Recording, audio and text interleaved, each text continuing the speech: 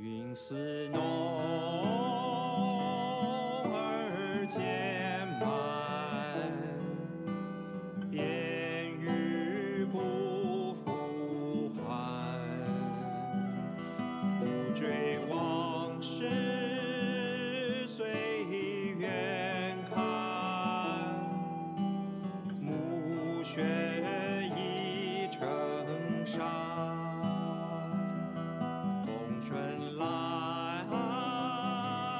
而渐暖，结冰数年寒。烟花奔远似河船，如海云作伴。人间相思与人间归还，祝明堂送赞。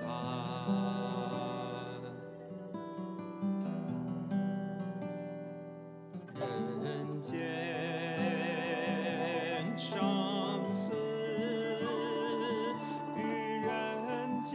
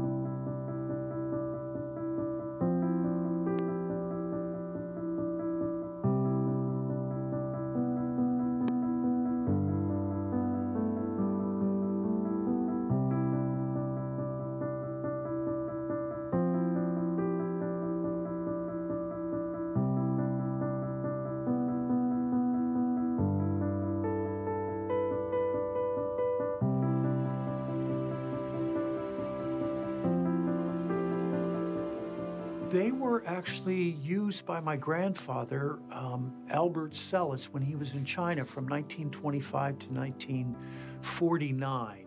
And he was in a small city in Jiangsu province on the north side of the Yangtze River.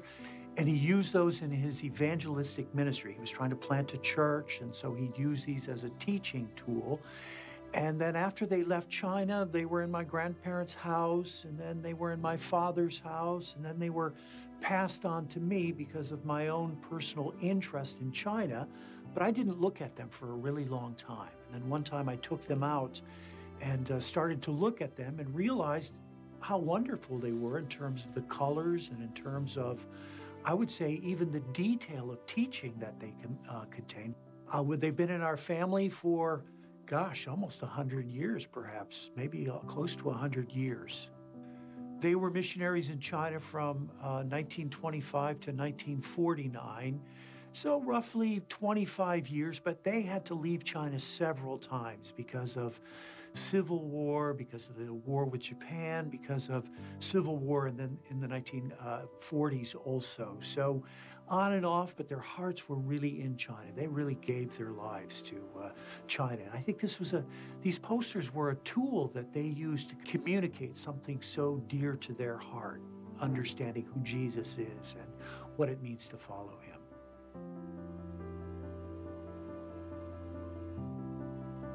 I would say my grandparents told stories about China, especially my grandmother. My grandfather died when I was quite young, so I didn't know him so well, but my grandmother had a huge impact on my life. And I can remember so distinctly when we would be at her house, she would pray for the Chinese church 3 times a day, in the morning, in the afternoon, and in the evening.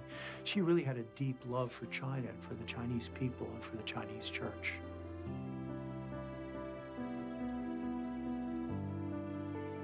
My time in China, in some ways, was more similar to their time in China than today is with when I first went to China. What I mean is, things had not changed so much between when they had left and I first went to China. It was still, in some ways, very similar. I went to the village where they lived and I saw, some things related to buildings when they had been there.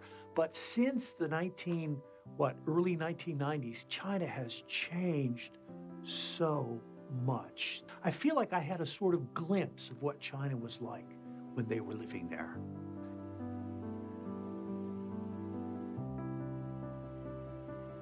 Well, I think that, they demonstrate the power of media in the sense of they're tools to help unpack in a cultural setting, a completely foreign cultural setting, the deep truths of the Bible. I think one thing that really impresses me about them is these posters is that they're not simplistic at all. There's some actually pretty deep teaching in them. The way they organize them, like there's one with a heart shape that shows the arteries and gives teaching about, the meaning of having Jesus in your heart and what it means to be connected to God and what it means to be connected to others. So they're really, I think, helpful visual teaching tools for understanding the important truths of the Bible. I think those posters were an attempt to speak to Chinese people in their setting, in their time and place, through their, the things that they could visualize culturally in terms of their geographical setting, their cultural setting, their family setting. I think that contextualization, being in the place, using the moment to communicate these eternal truths comes through in those posters and is a reminder to us too about, how we take our times, combine them not in terms of, understanding, but in terms of being able to communicate the deep truths of the Bible. I'd like to see them used, displayed in such a way that they can be helpful to other people to understand the power of media.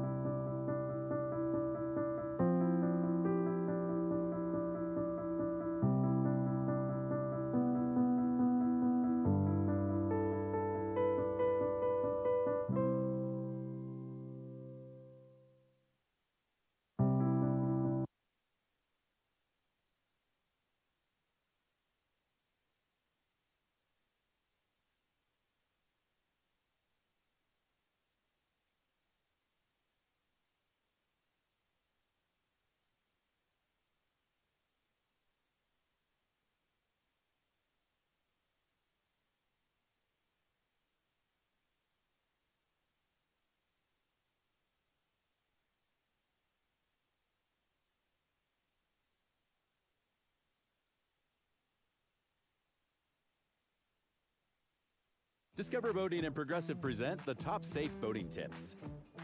Staying seated and secure is paramount.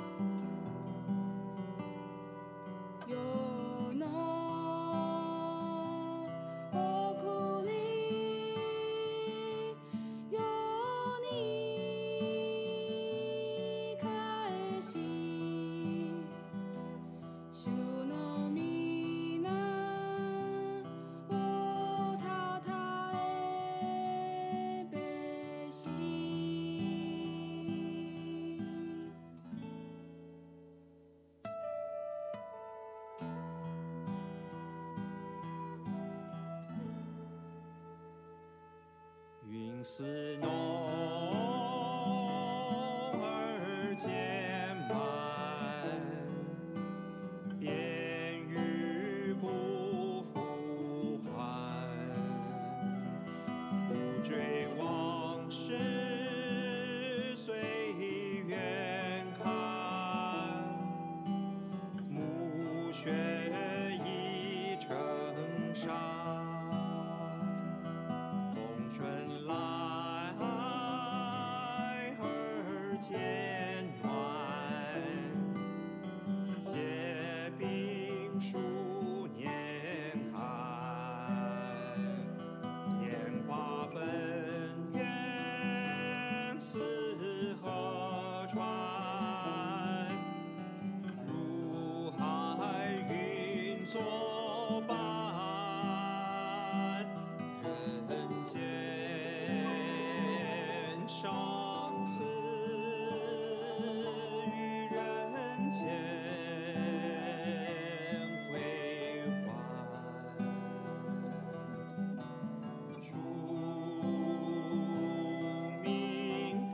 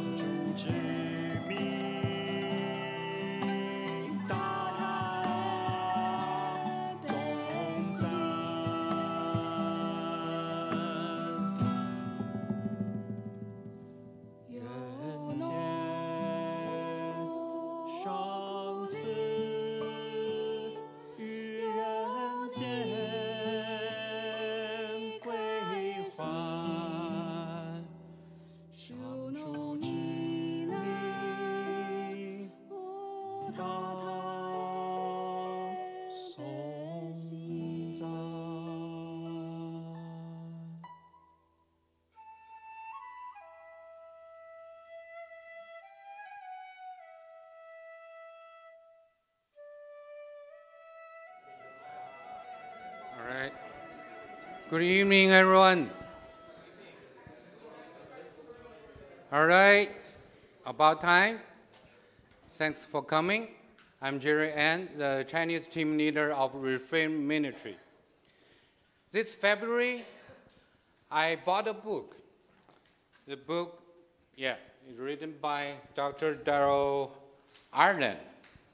So it's about Chinese Christian posters. So I bring the book to my boss, Kurt Sellers, and because I think he knows the Chinese culture, and also he lived in China for total 19 years, something like that. So hey, see that book? You know what? Yeah, so I looked at the book and I said, hey, I think I have some of those posters in my basement. I went home and I'd seen this tube and I'd opened it up a couple times, and I took them out and they were very fragile. I tried to roll them out on a guest bed in our basement, and they started to crinkle all around the edges. So I immediately put them back. I think actually this was the one that I saw first. It was in the center, so when I rolled it open, there it was. Yeah, and where they came from, I know partially, but not the whole thing.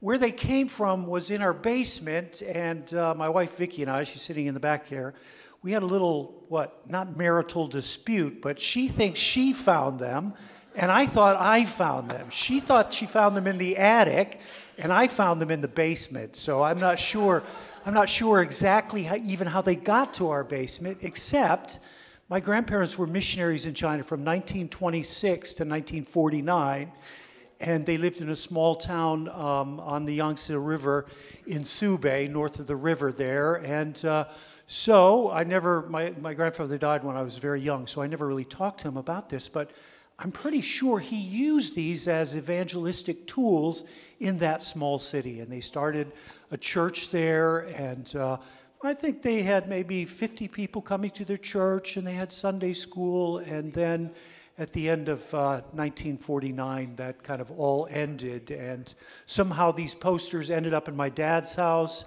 and then in my house, and the rest is history. So Vicki and I are so excited to hear Dr. Ireland's talk tonight, to hear a little bit more details about how those posters were used and how they communicated the gospel, and kind of a media ministry back in the 1930s and 40s. So, and when we found that the posters, so we have an intern. So we have an intern to contact Dr. Ireland. Usually, if we did something wrong, we blame it's the intern, But actually, she did a good job.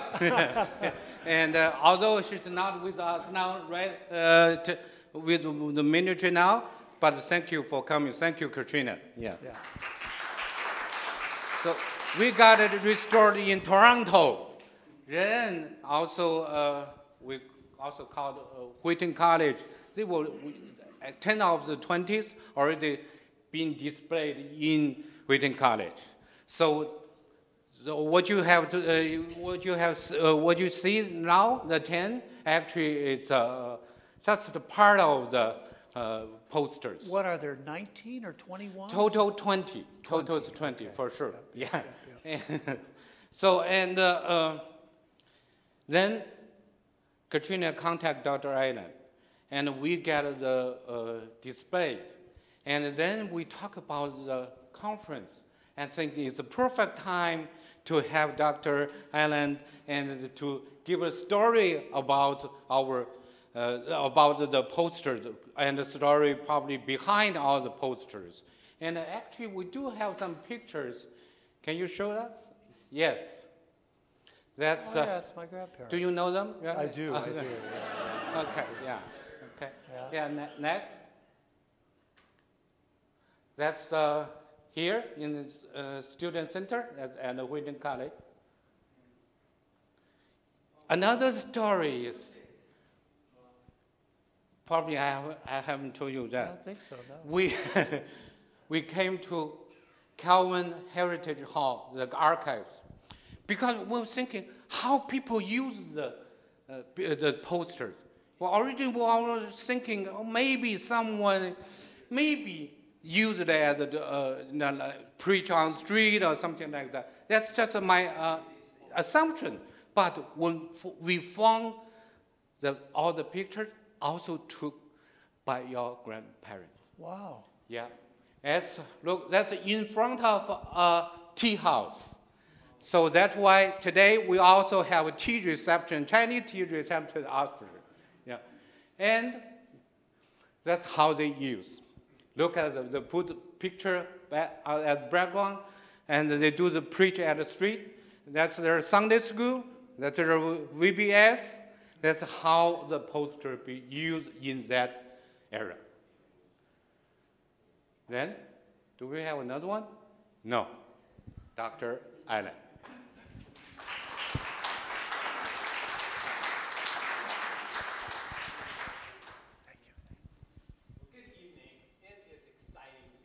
Tonight, and I am thrilled to have the chance to share about how the creation of Chinese Christian posters in the last century might help us better understand some of the dynamics of the media revolution that we're living through in this century with the birth of social media. But before I get into that, I want to just pause and really thank our hosts for this evening, Reframe Ministries. It has been an extraordinary pleasure to work with such a professional group of people, Jerry An, Heather Hevman, Jackson Tong, and then, of course, Katrina Smith have all done a fantastic job in putting this together. Also, recovering 20 of these posters. I can tell you, having spent 8 years on this project, to find 20 posters is an extraordinary find. And then to be able to have them restored and on display like this is just fabulous. So thank you so much for putting this all together, inviting us together tonight, and then allowing me the privilege of trying to put these posters into a larger context. And I first stumbled into the posters about 8 years ago. I'd been speaking at a church, and a woman came up and she said, "I need your help." After I had finished talking, she said, "I just found a chest in my grandmother's, who had just passed away, in my grandmother's attic filled with posters, and I don't know what to do with them." And as she was describing them, I was thinking, posters? What are you talking about? And vaguely, I started thinking of some of those photos that we just saw that maybe I'd seen in some archives before, but I'd never seen them in real life. But once I did, I was captivated. I mean, the colors are so bright and striking. I was just immediately pulled in. And I've then spent the next 8 years of my life contacting libraries and archives, personal collectors, organizations like Reframe Ministries, and have been able to amass now 800 posters. They've been digitized, and you can see them online at ChineseChristianPosters.com. It's actually ccposters.com is the web address. But if you type in Chinese Christian posters, you can find all of these. They've all been transliterated into simplified Chinese and tagged. So if you're really interested in pictures of the Bible, you can type that in, or women, or children, whatever it might be. So it's available for you to enjoy. So I've been immersed in this for a while, but I've been excited about the particular challenge I was given this evening, which was to think about how these posters from 100 years ago might help us think more strategically about media ministry today. And so I have tried to come up with some ideas about that, and I think there are some interesting parallels between the explosion of Chinese Christian posters and now the expansion of social media in our moment. And so let's dig into that. In 1920, 29 years prior to the Communist Revolution, and several decades before the Cultural Revolution, China experienced a quieter revolution. It witnessed a transformation in print material. A 4-color offset lithography press began operating in Shanghai in 1920, and for the first time, metal plates stamped out bright, colorful prints. Now, on the one hand, this changed absolutely nothing. China had a long history of print technology. I mean, they invented it. So this machine did not usher in something wildly new and completely unimagined. And on the other hand, the metal plates used on this machine did not wear down like traditional wood blocks, and the lithography press could crank out tens or even hundreds of thousands of posters at a relative pittance. So this was not a media revolution in terms of product, but in terms of presence. China, in the second quarter of the 20th century, was suddenly awash in new, colorful, and arresting images.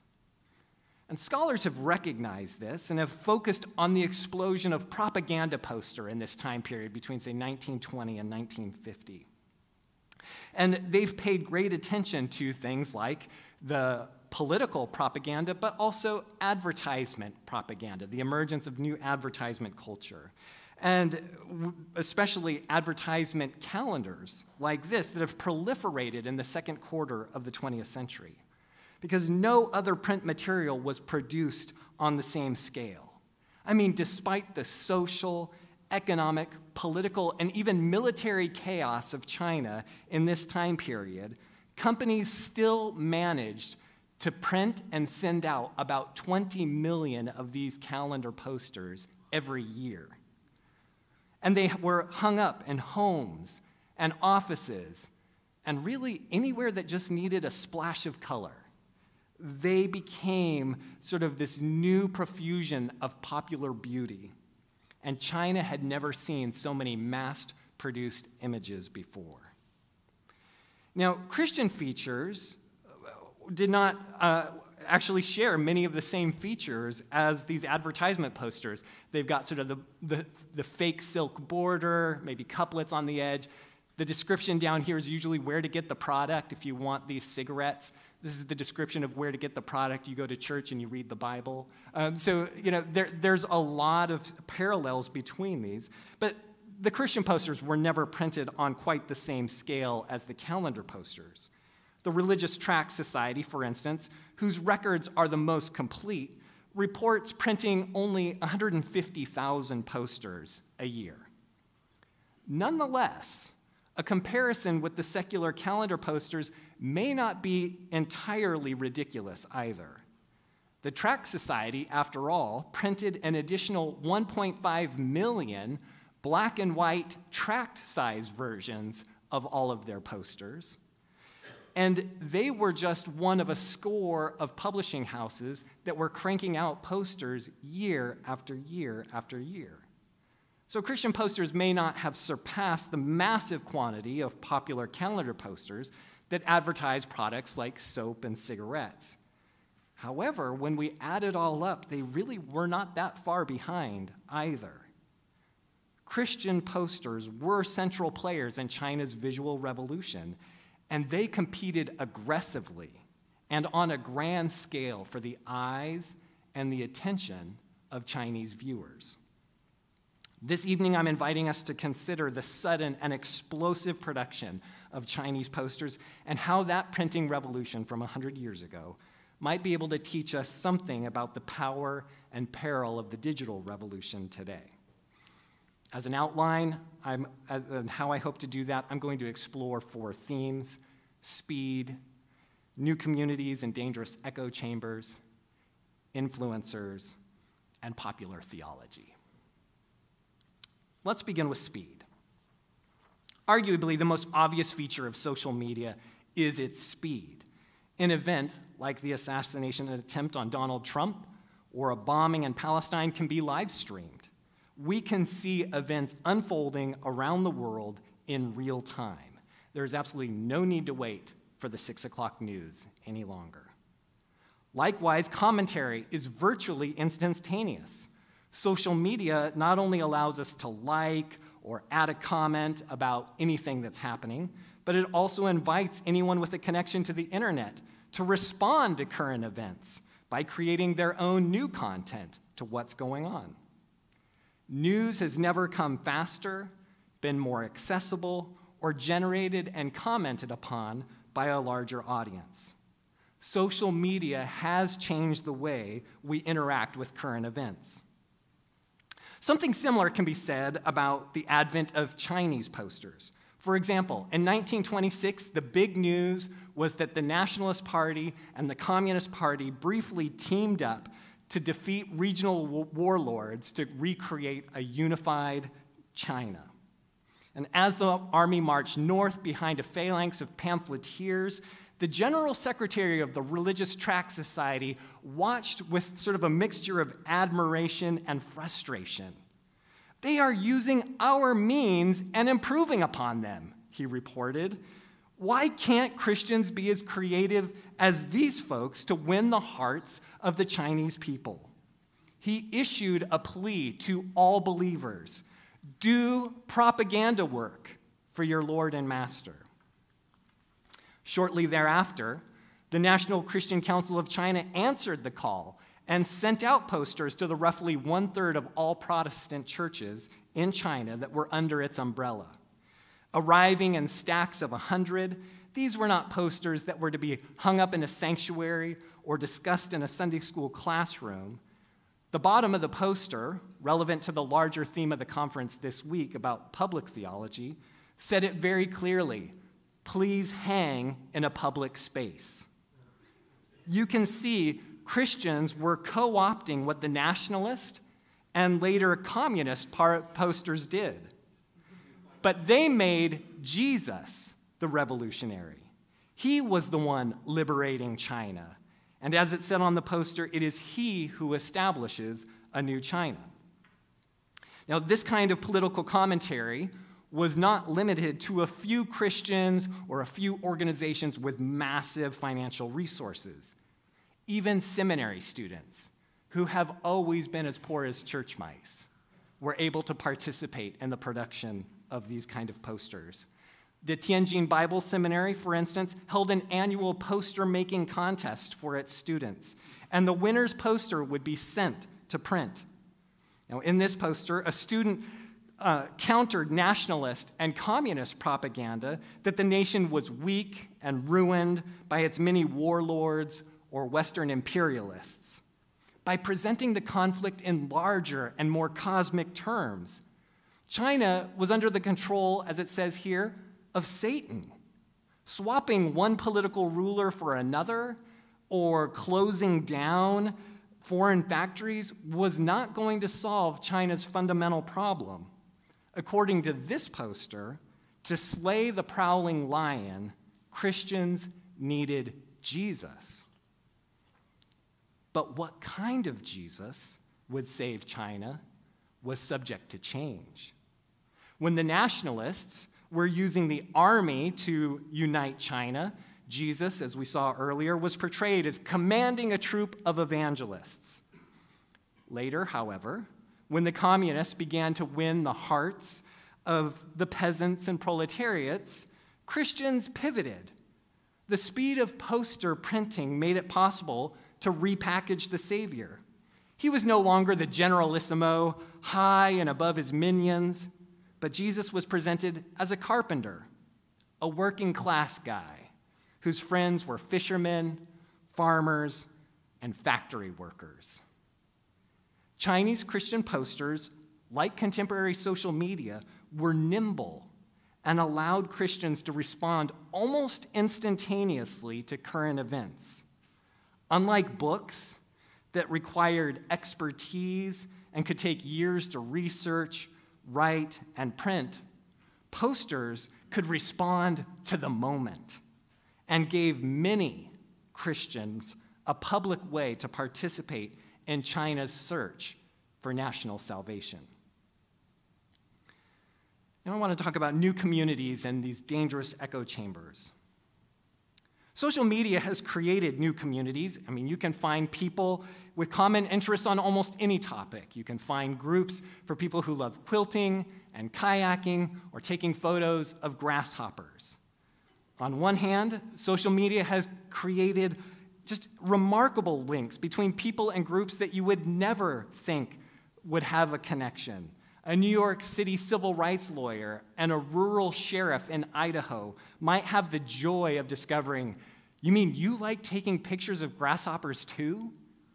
I found this on Facebook.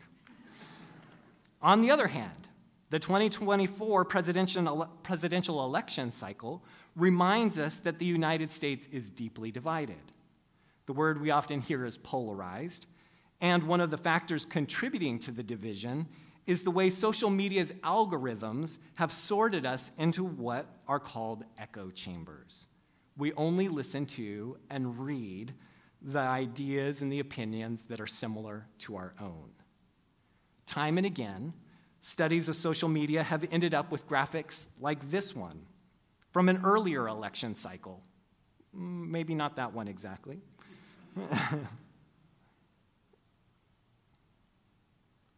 That one. From an earlier election cycle, and it shows who follows and retweets whom.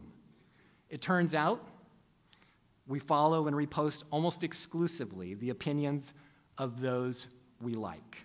We have virtually no intersection with the other side, except perhaps to glean the most wild and crazy statements we can find that we will repost to incite anger among people who share our ideas. So social media is really the proverbial two-edged sword. It's created unlikely bedfellows, bringing people together whom you would never expect, but it also cuts us off from people who see the world differently. And we can find similar dynamics in Christian posters already 100 years ago.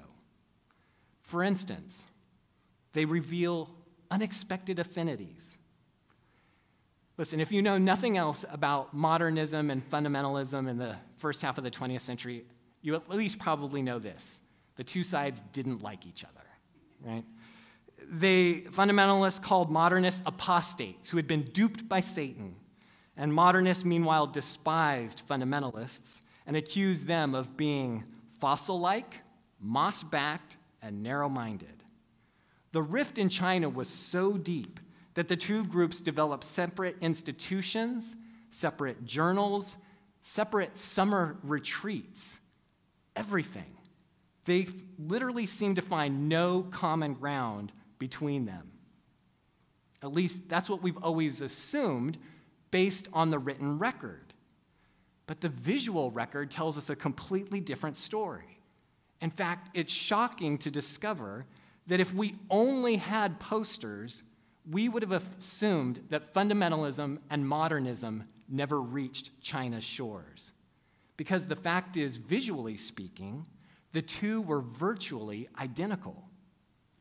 Despite what you might think, fundamentalists and modernists in China presented the Bible in their posters in the same terms. And this is shocking, really. The Bible is exactly what the two sides were fighting over. Modernists insisted that the Bible had to be interpreted in light of contemporary insights that had been gleaned from hard and soft sciences.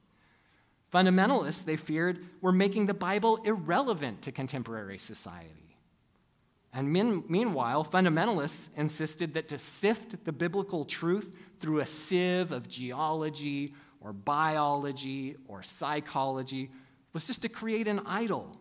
They charged modernists with worshiping a God diminished to the size of their own reason and science. They were worshiping their own God rather than the God of Scripture. So the flashpoints in this debate between the two sides were reduced to predictable lists: the deity of Christ, the virgin birth, miracles, the resurrection. I mean, look, wherever the supernatural appeared in the Bible, that's where the modernists and the fundamentalists would gather. That's where the fight was going to happen.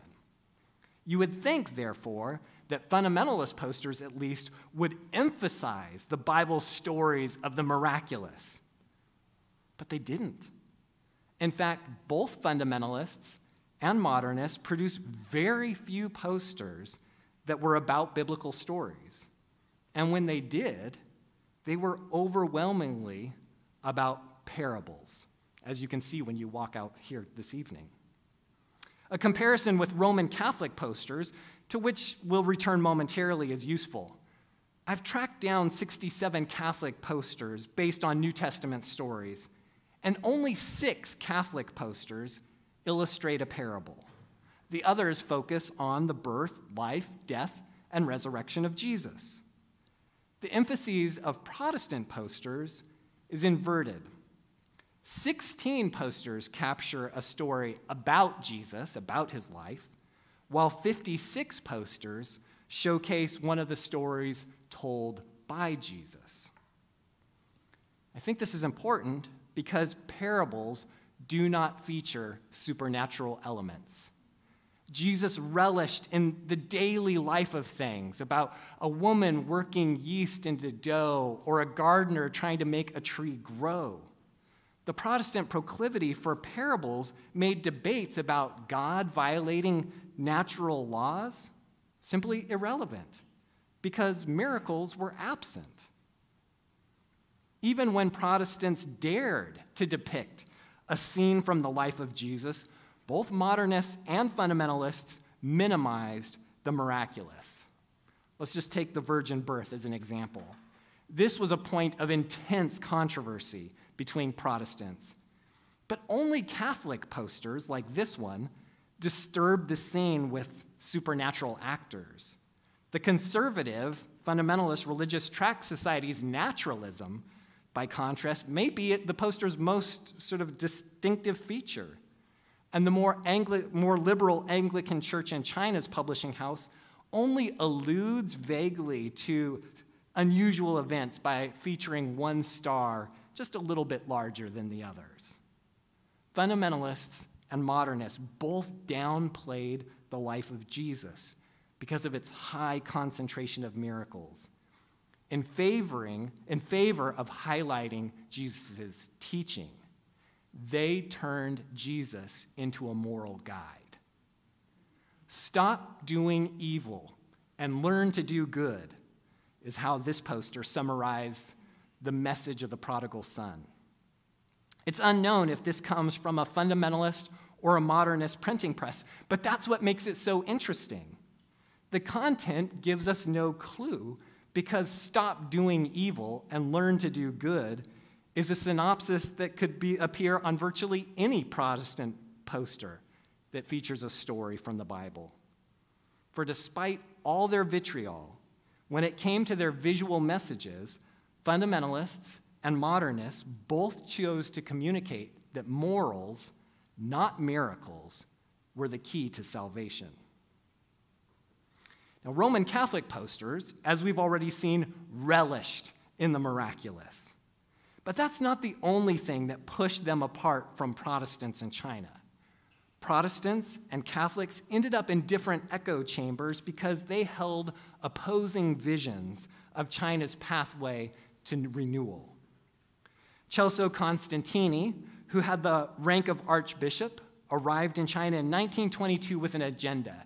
He was going to indigenize Christianity.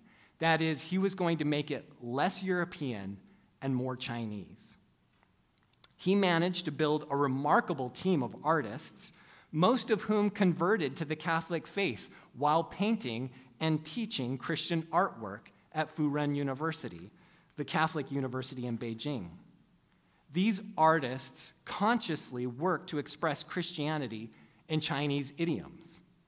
And I want to thank the artist and scholar He Qi for his chapter in this book for helping me to see how these Furen artists used, for instance, traditional Chinese brushstrokes and incorporated Chinese artistic devices. Here, for instance, you can see how Catholic artists were copying sort of the famous Ma Yuan from the 13th century, who liked to paint a dense amount of activity in one corner and counterbalance it with sort of an evocative emptiness in the other corner. And of course, Catholic posters are doing the same here. Or they might take a deity like Guanyin, who we'll see here, and use her iconography to express the compassion and tenderness of Mary, right? Just an incredible parallel between the two. Or, we might also move the scenery from the Bible to China. Here we are actually witnessing a less than frantic escape to Egypt in the life of Jesus, as he serenely coasts away on what appears to be a Chinese lake, which presumably will never reach the shores of Egypt. But that's not the point, right? The point is that Jesus now belongs to China. Or we might also see something like this in a Catholic poster where you have a very rural scene with Chinese shepherds coming to visit the Savior. And they are so Chinese that the new mother even drapes her head in a white cloth in traditional fashion after the birth of her child. So you have this sense that this is becoming very Chinese. And Constantini rejoiced as these works were painted and then printed onto posters, believing they inaugurated a new Catholic Chinese style, one that expressed the Christian faith in traditional Chinese visual terms. Yet, as Stephanie Wong has pointed out, again in this book, this embrace of tradition or traditional Chinese practices cut Catholics off from larger conversations. I mean, sure, their posters upheld traditional values like filial piety. Here Jesus is obediently serving his Father. But the problem was not so much filial piety, but the very culture it represented, this traditional Chinese culture, was under attack in many corners in China in the first half of the 20th century. Some people in China simply didn't want the old culture anymore. Having bound feet, like the woman here in the top right corner, was no longer being seen as a sign of beauty, but was increasingly becoming a sign of national disgrace. Or the Chinese traditional robe, which you see here in the top left corner, in this Protestant poster, I should add, is starting to be associated in many corners with backwardness, dirtiness, filthiness, disgust. Whereas a Western suit is not really a sign of Westernization in this poster as much as a sign of modernization. This is going to be something new. And ultimately, that's what kept Catholic and Protestant posters in separate echo chambers. Catholic images communicated the biblical message, God restores all things. Their posters look to the future by way of the past. The fortunes of Zion will be restored, right? That's sort of the Catholic vision. Whereas the Protestants blanketed China with a different biblical word, God makes all things new. And their posters displayed dramatic breaks with the past as they declared, see, God is doing a new thing. Of course, there were other factors that kept Catholics and Protestants apart. But I think visually, they moved in separate spheres because each side could only imagine China's salvation in their own chosen terms. And both sides had plenty of likes, plenty of reinforcement from various people in China who preferred one vision over the other. However, that very process of reinforcement only entrenched Catholics and Protestants in their particular messaging and precluded them from seeing the gospel truth being communicated by the other side. Posters, you see, prefigured the very dynamics of our contemporary social media. They brought people together whom we would not have expected. I mean, modernists and fundamentalists? Come on, who would have thought? But they also divided Christians, polarizing Catholics and Protestants by playing to their particular preferences. Now let's talk about influencers. A relatively new phenomenon in social media is the emergence of influencers. They are people who have online posts and who have credibility with their audience. So you have someone like Ami Song who might say something about the new dress she wore, how comfortable it is and how low maintenance it is, and suddenly sales of that dress will spike. Or you'll have someone like Alex Stoll who will give you a picture of his most recent trip in the Andes Mountains, and suddenly there'll be a surge of tickets to Peru that are being purchased.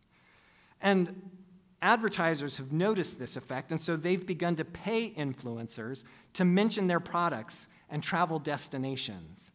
I mean, last year, almost $35 billion was funneled to these influencers. And that's already about 5 times more than went to influencers in just 2019. I mean, this is taking off. influencers have become important directors of our desires. And I've chosen those words carefully, directors of our desires, because Chinese posters from last century demonstrate that influencers actually have minimal success in creating desires. They cannot tap into something that's not already there. But if there's already a kind of desire swirling about in their audience, then influencers can channel that desire and offer their viewers an answer for their appetites. Let me illustrate. As I mentioned before, Christians were not the only ones producing posters in China. They were not the only, if I can use the term, influencers getting their messages out.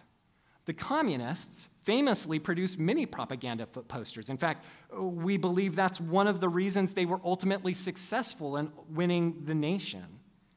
However, we must remember that any success that the communists had only came after they accommodated their audience's tastes. The fact is, their first years of poster making was an abysmal failure. In their early years, communists and other traditional radicals found black and white prints were a dramatic way to capture the bleak conditions that Chinese peasants and working class people had to live through. So with great zeal, they spread posters like this one throughout the countryside.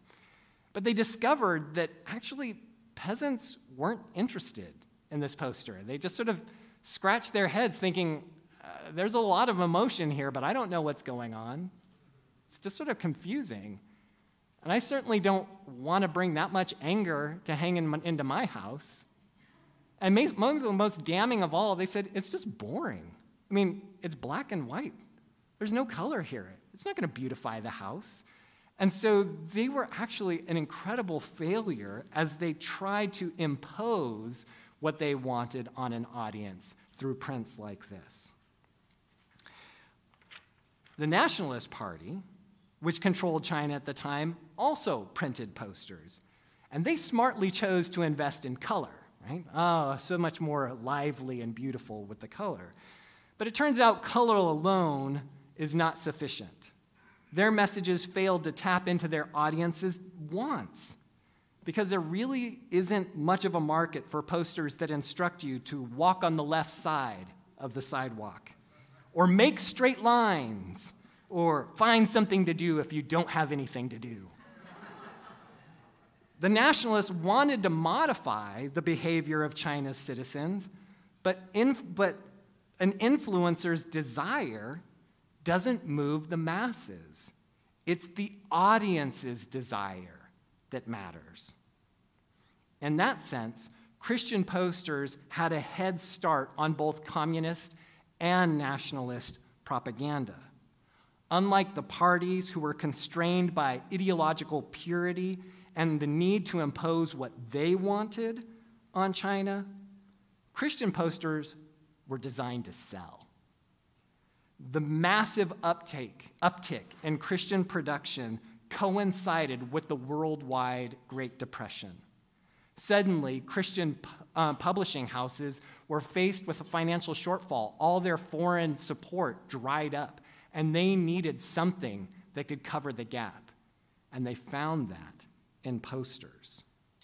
Notice, though, that their influence was then dictated by the market.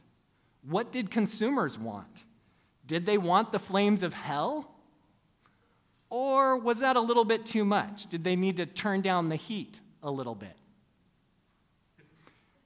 You know, it didn't matter. They would sell it to you either way. These marketers or these publishing houses, these Christian poster makers, could be responsive to the market in the 1920s, 30s, and 40s. They were influencers, but only because they willingly adapted their message to the market. They gave Chinese people what they wanted. So that leads me to popular theology. What did people want? Christian posters give us a great indication. They let us see what Chinese Chinese, let me say that again, Chinese Christian artists believed would be compelling to their compatriots. For the moment, then, let's turn aside from what has been written by Chinese theologians about the gospel in their books, which, after all, very few people ever read. Instead, we're going to focus our attention on the good news that reached the general populace through the millions of posters that hung on city walls and temple gates, that were put up in tea rooms, as we saw earlier, or just unfolded for street evangelism.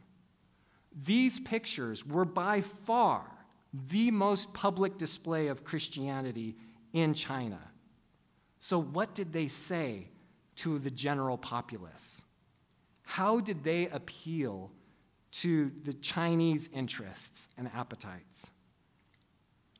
We find that Protestant posters were actually thoughtfully crafted to address multiple desires to the average man or woman on the street, including how Christianity could improve labor conditions, or how it could help get their children access to modern education, or provide protection from common illnesses, and of course, allow them to escape the terrors of hell and enter the joys of heaven. However, the most common theme of Christian posters was undeniably the cross of Jesus Christ. Apparently, no other object, person, symbol, or text communicated the gospel more clearly than the cross. Not even Jesus himself, who, surprisingly, is almost entirely absent among the 800 posters I've found. I've already shown you almost all the Jesus posters I have tonight, just to put that in perspective. It was the cross that became the highly condensed symbol that could speak to the desires of China's millions. But why was that? What did the cross say? Well, first, we need to recognize that the cross came to substitute for Jesus and his presence. In this poster, for example, we see the cross illuminating a dark scene, and one unfortunate young man has his back turned to the light and so is scratching his head in confusion as he can't make sense of the gospel, whereas this man has turned toward the cross and the light and is able to read and understand and absorb the Word of God. Now, for those of us familiar with the Bible, this is rich with allusions. I mean, it makes us think of John chapter 1, verse 5, where the light has come into the world, but the world has not understood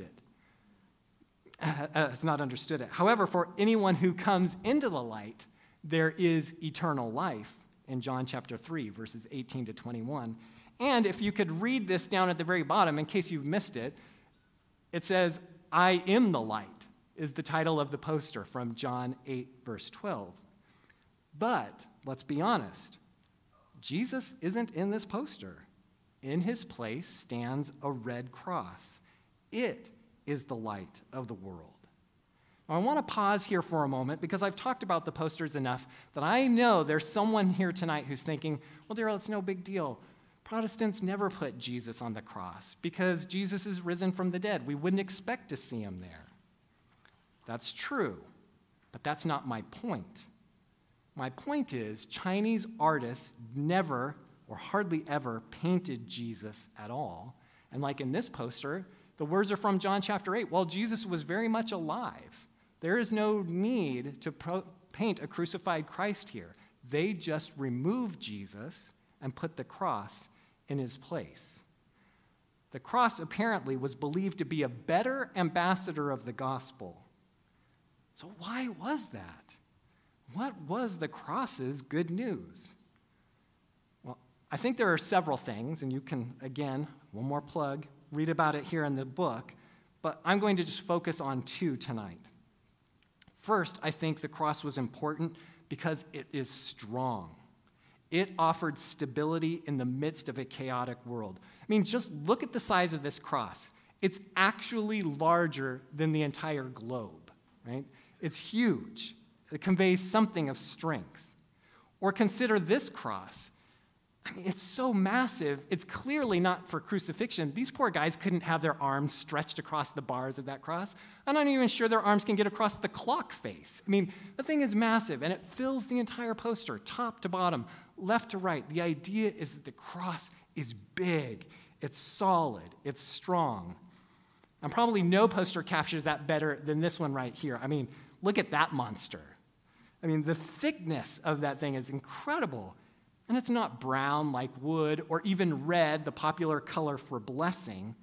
It's blue and silver, more reminiscent of those powerful modern machines like the locomotive or the gunboat. The cross is unshakable. And to Chinese viewers in the first half of the 20th century, that meant a lot. In fact, it might have meant just about everything. Imagine this. Right when Christian posters started to print in 1920, 1921, there was a massive famine that pushed 20 to 30 million Chinese people to the point of starvation and actually swallowed the lives of 500,000 people. And then just 10 years later, in 1931, floods forced 52 million people to flee for their lives. 52 million people. While 2 million actually drowned in the fast-rising water. And in between those two catastrophic natural disasters, China endured a dozen civil wars, withered under crippling economic sanctions, was devastated by the worldwide Great Depression, and then watched helplessly as Japan annexed Manchuria. That's just the 1920s up to the beginning of the 1930s. The following decade was arguably worse, as the nationalist and communist armies turned regional conflicts into a national battle, and then the invasion of the Japanese into the rest of China in 1937 turned a national battle into a world war. I'm telling you, China, in the heyday of poster prints, was a country teetering on the brink of an abyss. So it's no wonder viewers felt like they needed something strong to hold on to. And time and again, posters offered precisely that. The cross is a firm anchor. It is the one thing you can count on in a tumultuous and dangerous world. If that isn't enough, then people might also embrace the cross because it was a gateway to abundant life. You might think that since China was awash in trauma and tragedy, that artists might turn to the cross for solace and comfort like other artists had done for centuries.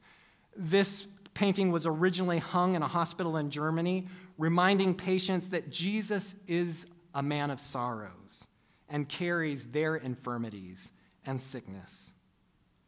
But Chinese artists didn't use the cross for that purpose. Instead, they used it to communicate blessing. In fact, that is what is written on top of this red cross, in case you might miss the point. The cross became a symbol of new and a better life. Part of this was communicated, of course, by drawing on popular imagery. The cartoon on the left is from a newspaper, very conventional. You would see these regularly in China. Down one road is the road to national destruction if you keep buying foreign products. But if you buy homegrown Chinese-made products, that's the pathway to national renewal and new life. And Christian posters adopted the same thing. I have so many posters of two roads, and they're always divided by a cross. And down one road, if you choose, life is going to be hard. I mean, look at this windy road and the uneven stones. You've even got a viper you've got to contend with here. And the destination is not desirable, folks. Like, this is not an easy road. But if you here at the cross choose the other way, look how smooth and straight that road is. I mean, it is clear sailing. I love how these people don't even have to look where they're going. They're just strolling on their way to heaven, reading their Bibles. This is an easier life. Or you can see the promise of an easier life here. If you pass through the gate here on this poster, you can leave your sins behind, it says. Or in other posters, it actually says you can leave your troubles behind. Or on a poster like this, you see the importance of the cross because you have this poor woman, she's dragged down by her guilt or her sin. But if she can just get to the cross, she's freed from all that and can walk into abundant life. What I find interesting about all of these posters is that none of them refer to Jesus' words to take up your cross daily and follow me. They always leave the cross behind. Because this cross is not a way to offer you comfort in your suffering, but an escape from it.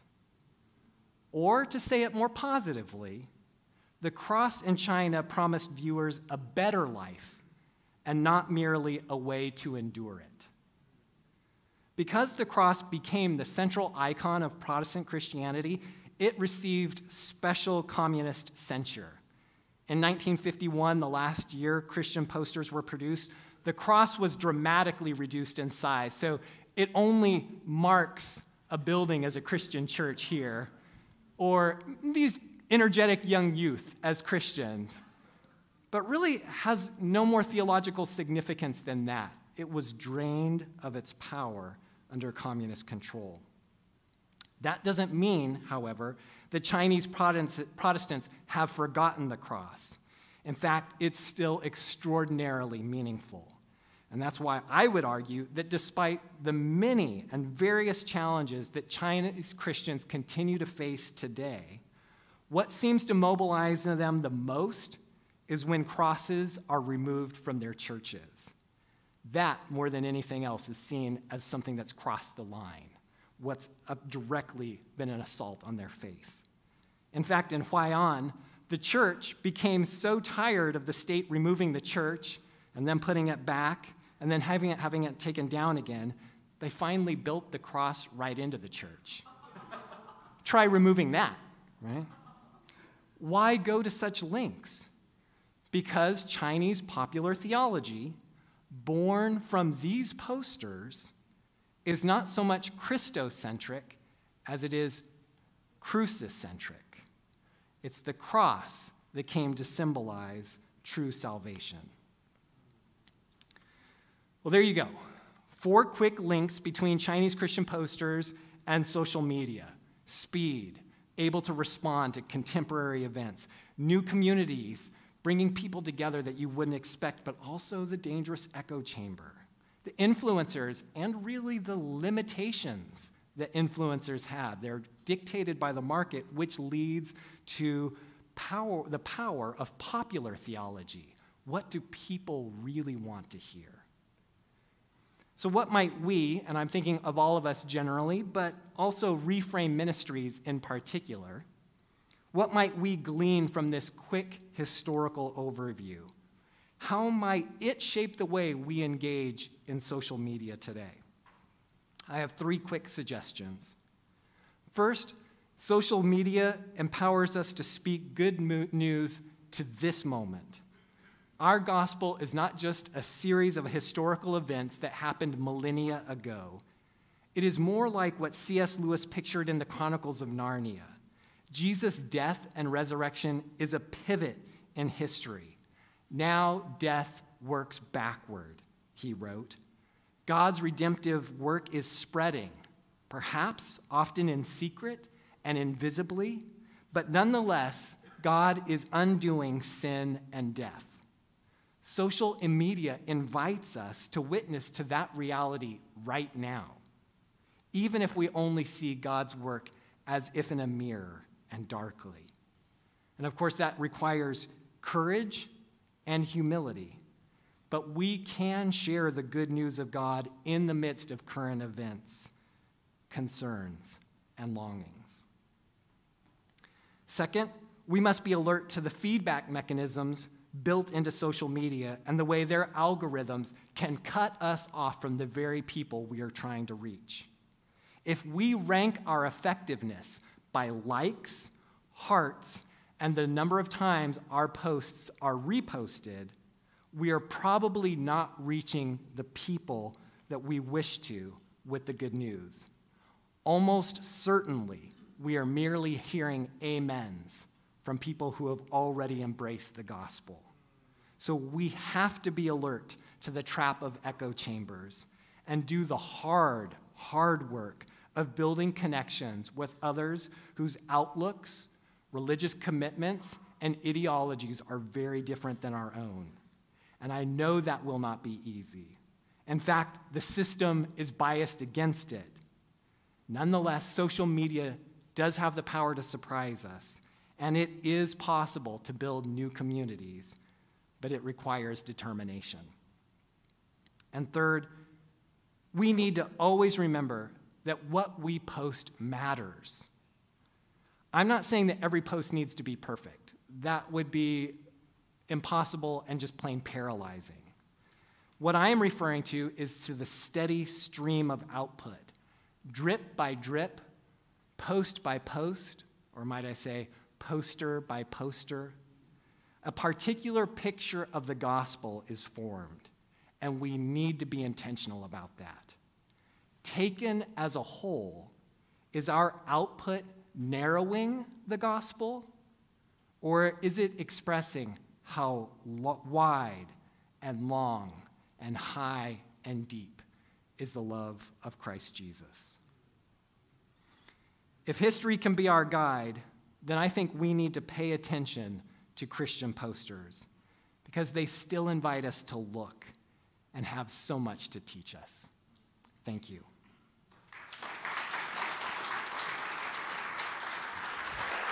Thank you so much. Thank you not just for the wonderful lecture, but also for your suggestion. Yes, popular or public, this is a question.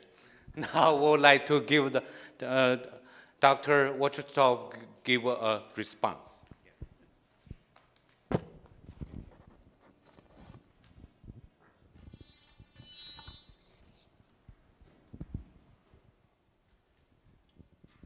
Well, thank you. I knew nothing about this.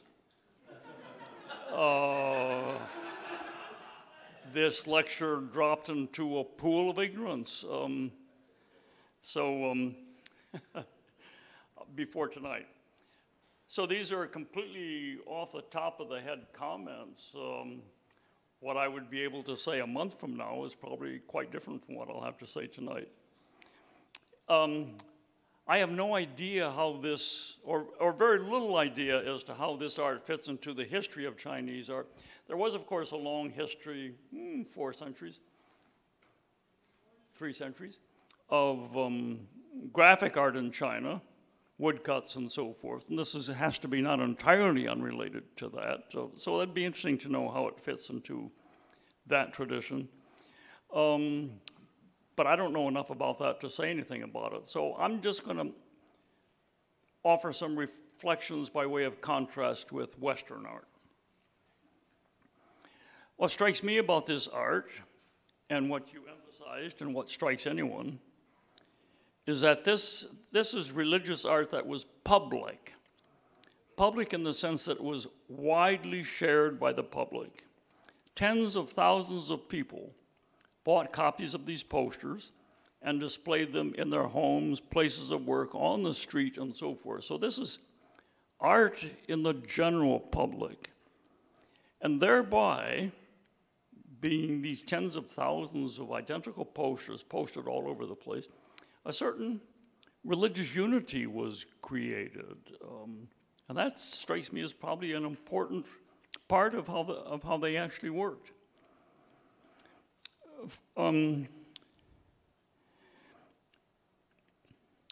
For us in the modern West, almost the only shared public art, in the same sense, is commercial art.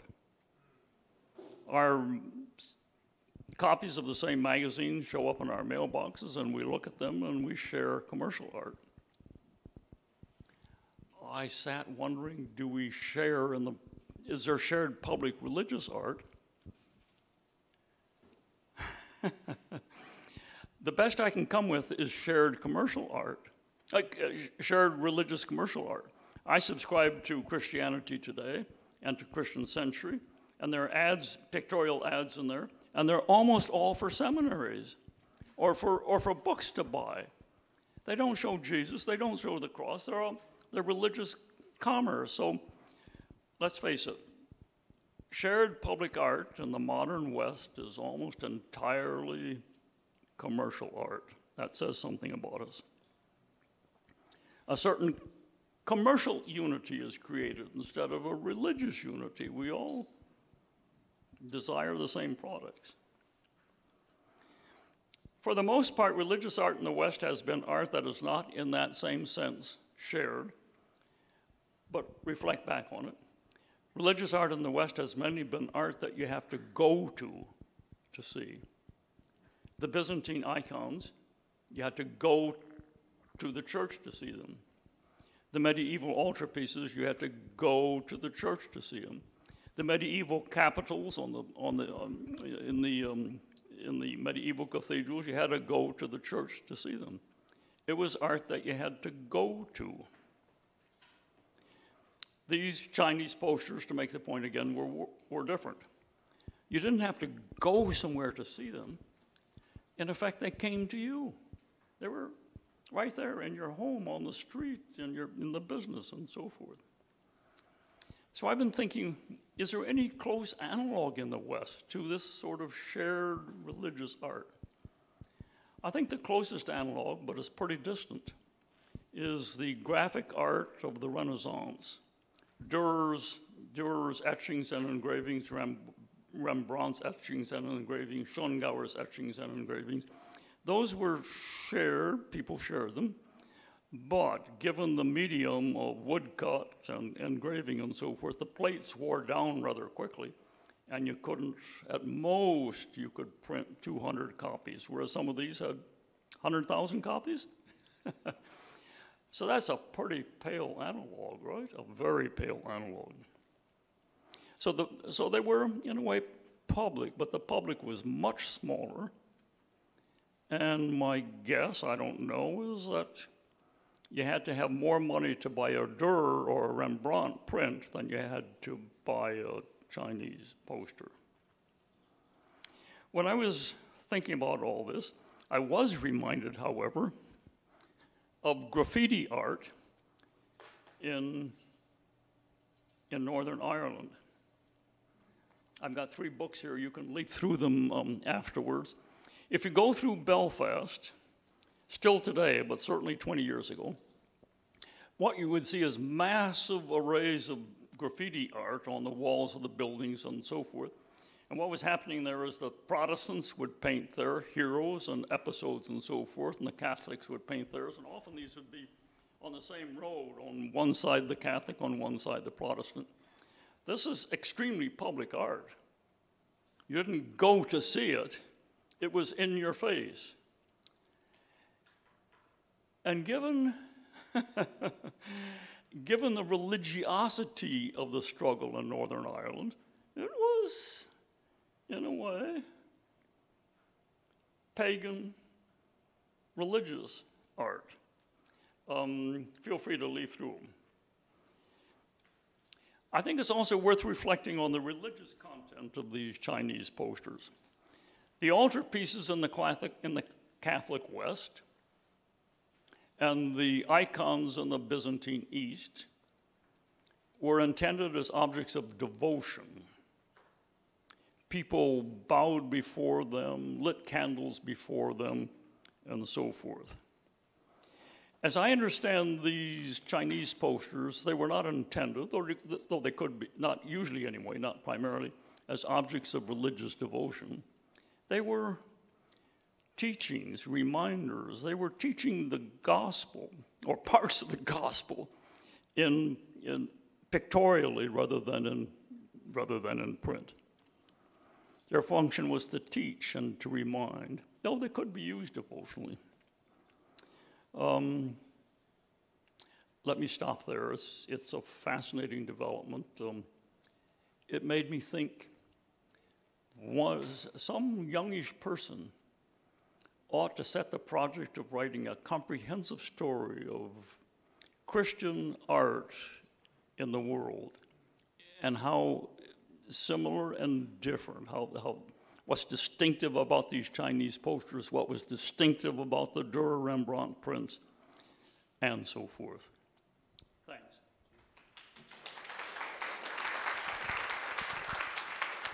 Thank you.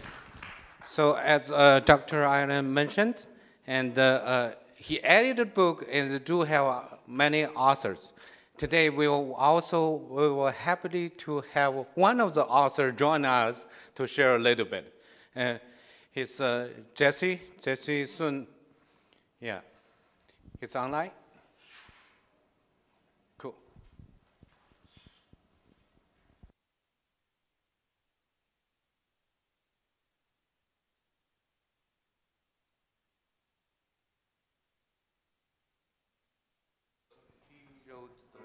Chapter 2? Yes. Can you all hear me all right?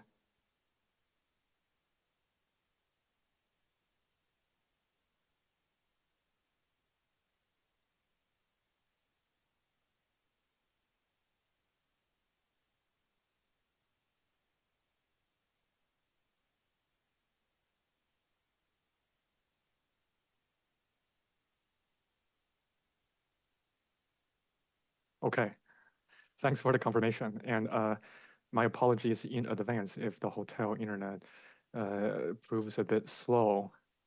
But first, thanks to Daryl for his wonderfully provocative presentation. And I am also thankful for this opportunity to join the precious moment, even though to do it via Zoom.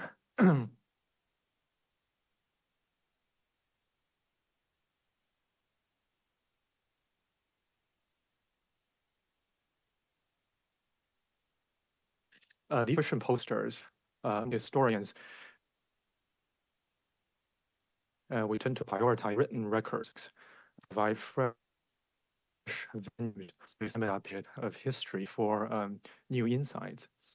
These tangible objects help nuance our understanding of the crowded public space. Now, Republican China was not just a battlefield between the nationalists and the communists. Christianity actually had an active and lasting presence in appealing to a broad audience. And for that, as Daryl rightly points out, these posters are perhaps our closest guide to popular Christianity in early 20th century China. What the message about Christianity were being put on the streets and how they were construed. And out of his 4 themes, 2 really got me thinking. The wise words against the dangers of echo chambers are certainly warranted. Meanwhile, that the vast majority of Protestant posters, it doesn't matter if they're fundamentalist or modernist in sources, avoid miracles, and they pivot for moral instruction. This is very revealing and perhaps alarming. It's inherently difficult, of course, for posters to convey doctrinal subtleties. Yet the silence, I think, is already making a vocal statement that the popular message of Christianity was perhaps arrested by a larger and more entrenched narrative of the power of moral edification. Its Confucian roots are ancient and is greatly empowered when this message of moral edification was crafted onto the national narrative, that is, moral reform to save the nation. You are, of course, welcome to read the book for further analysis, but let me just say this here. Paul would have something different and difficult to say in his letters to the Galatians on the relationship between law, morality, and grace. My second reflection is on the theme of popular theology. If you heard of this claim that popular Chinese theology is not Christ-centric, but cross-centric, we've just seen strong evidence this evening. As a scholar, I'm much intrigued by this phenomenon. Yet as a Chinese Christian, I am again alarmed. The cross, however central to the redemptive history, is not its entirety. and not even the entirety of the Christ event. It limits our vision to the moment of justification at the cost of sanctification. The latter is a life of daily bearing of our crosses, witnessing the gospel in the public square, rather than making one individual choice to usher in a happier life. When paired up with the motivation for individual moral choice, this cross-centric formula also risks crediting too much agency to human efforts at the cost of God's sovereignty. And it tends to flatten the weight of future, the future judgment to a ticket to heaven when we die. Again, all in all, how to faithfully share the gospel in a way that is effective and relevant to our time, that would be a perennial challenge. But however tough this fight is, it is a good fight, worth of our time. Thank you. Let me stop here.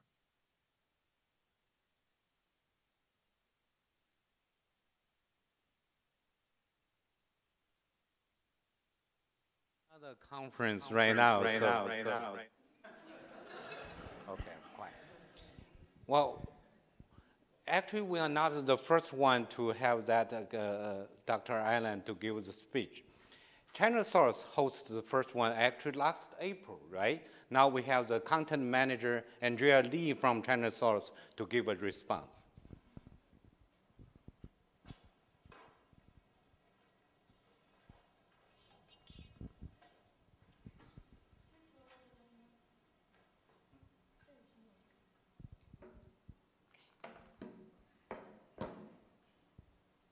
Okay, good evening, everyone. My name is Andrea Lee. I'm the content manager in China Source. It's a true honor to be here. Thank you so much for having me. It's a wonderful opportunity. And thank you, Dr. Daryl Ireland, for this fascinating speech. So, like Jerry said last year, China Source had the privilege to host an event at Wheaton College featuring Dr. Ireland's fascinating research and his book release, Visions of Salvation. And we've already learned so much from last year's event about his about Chinese Christian history and his unique take on social media phenomena. And today's lecture just further enrich our understanding on these topics. So thank you again. I'm really excited here. So I really think that your perspective on the interplay of media, religion, and society are both timely and thought-provoking. So as I reflect on tonight's lecture, several key points stand out to me. I just want to focus on 2 points to make it short. So firstly, I'm so intrigued by Dr. Ireland's mention of how these posters create new communities and, at times, dangerous echo chambers. Just like social media today can both connect and separate us, these posters united Christians across different theological lines while also reinforcing existing biases. This reminds us of the double-edged nature of social media. While it brings us together closer to like-minded individuals and creates communities of shared interests, it also risks isolating us from different perspectives. This isolation can foster echo chambers where our existing beliefs are amplified and rarely challenged, potentially deepening divisions. The visual similarity between modernist and fundamentalist posters, despite their doctrinal differences, reminds us that the core message of faith can breach our divisions if we let them. It is a sobering reminder that our faith and our use of media should strive to connect rather than separate, to understand rather than judge. This is what we love to see, right? to maintain balance, avoid biases, and foster collaborations and conversations. And yes, it's not easy. It takes courage and humanity. Secondly, thinking about how we use social media today, one thing really stands out to me is the speed and immediacy of social media. Dr. Ireland draws an interesting parallel between the rapid spread of Christian posters in the early 20th century and today's digital revolution. Both eras experienced a significant surge in the availability and influence of visual media, shaping how people perceive and engage with the world.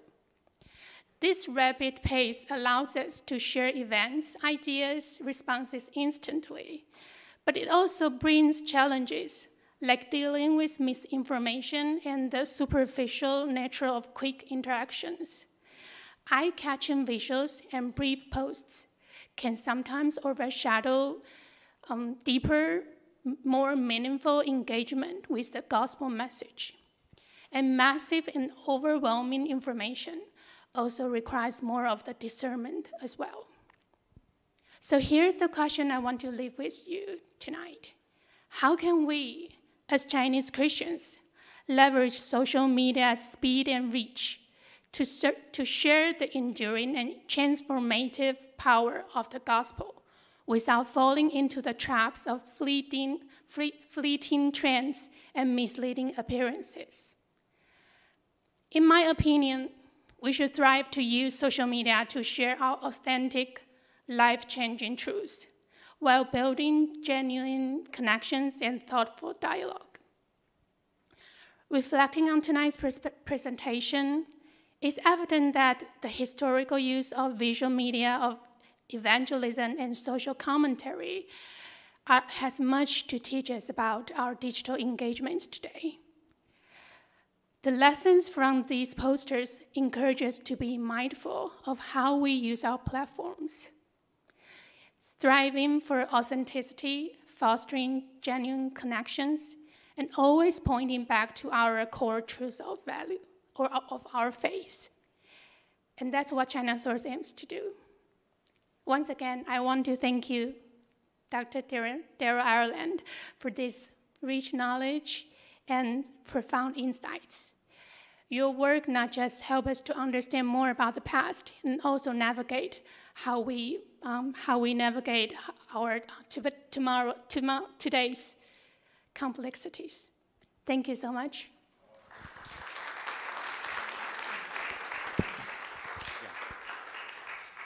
Okay. Now I want to invite Elder Chris Wang. He's from East Lansing Chinese Church. And I know him more as a gardener and a good writer and also musician. Thank you, Jerry. Thank you, Dr. Ireland, for this wonderful, insightful, and profound message, Chinese poster research. I'm an elder of a local Chinese Christian church here in Lansing, just 1 hour from here.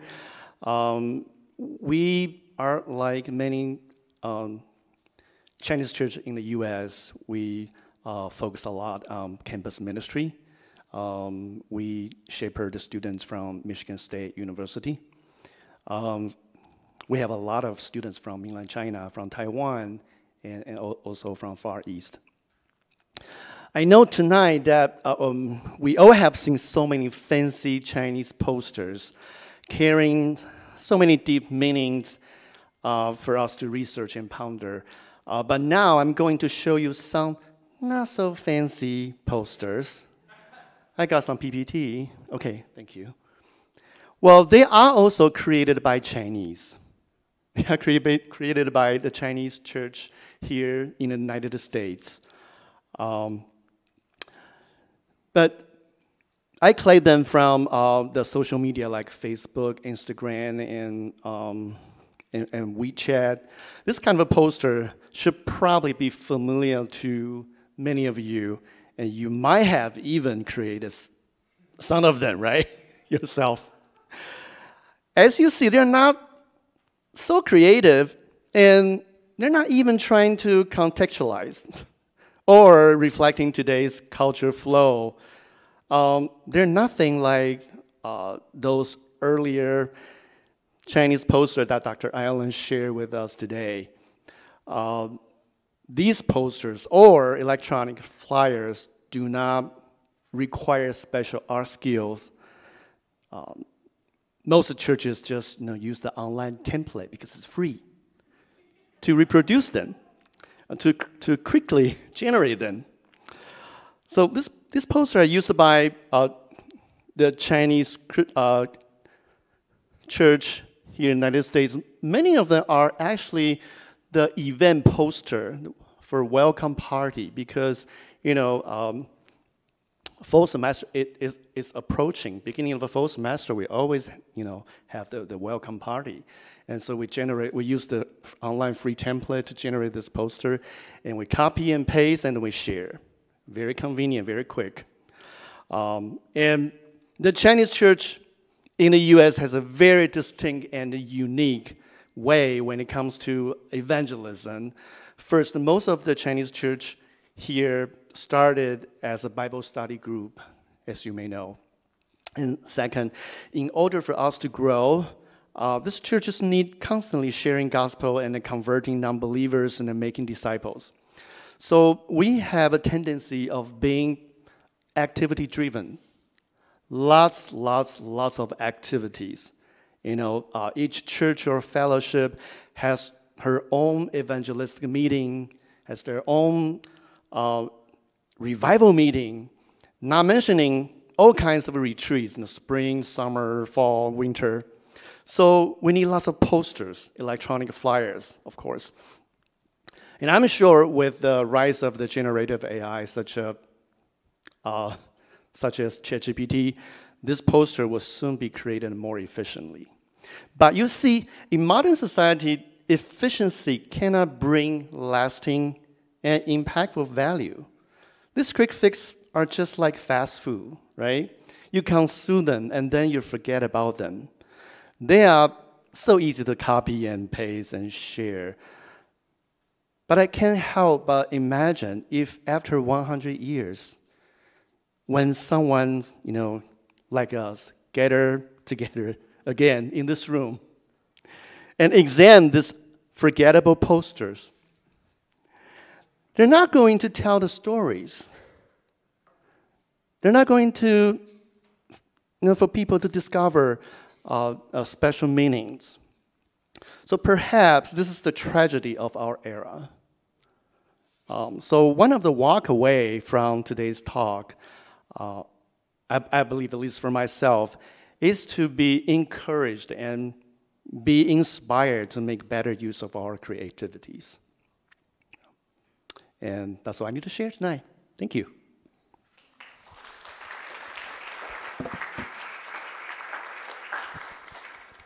All right, thank you. Now we have Ray Peng from Taiwan. So you may introduce yourself, please.